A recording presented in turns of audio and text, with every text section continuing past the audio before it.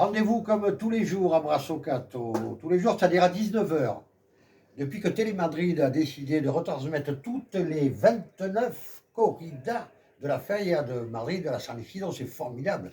29 après-midi, on a rendez-vous à 19 h au moment de l'apéro, si vous voulez, devant notre téléviseur, devant notre ordinateur pour suivre la corrida. La corrida d'aujourd'hui, eh bien, elle est avec une grande star, le péruvien Rocarey, qui va donner l'alternative à Serna, au jeune Serna, en présence du torero de la Rioja, Diego Urdiales. Hier, on a eu un rendez-vous avec celui-ci, Morante de la Puebla, celui-ci extraordinaire, une fois de plus, comme à Séville. On ne vient voir que Morante de la Puebla, son génie, sa surprise, ces moments où il affole, où il danse autant qu'il torée, où il torée autant qu'il danse.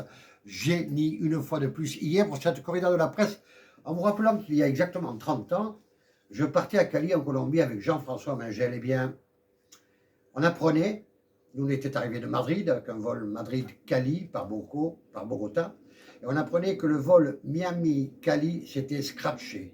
Et dans ce vol, il y avait Vicente de la Serna, Vicente Zavala, qui était le grand journaliste taurin, qui est mort dans ce vol qui arrivait à Cali. Eh bien, hier, la corrida de la presse, la 125e corrida de la presse avec Morante de la Puebla, eh bien, le trophée Morante de la Puebla a été accordé, bien entendu, en souvenir à Vicente Zavala, le père de Vicente Zavala de la Serna, qui est un confrère avec qui je travaille depuis plus de 30 ans. Voilà pour ce qui s'est passé. Oui, regardez, profitez-en. Si jamais vous arrivez à trouver ce bouquin, hein, ça s'appelle Morante Media Vida. Morante, une demi-vie.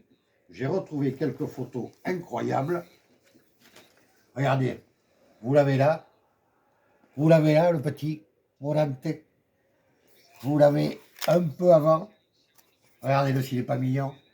Regardez-le en habit de lumière. C'est le premier habit de lumière que lui a offert son père.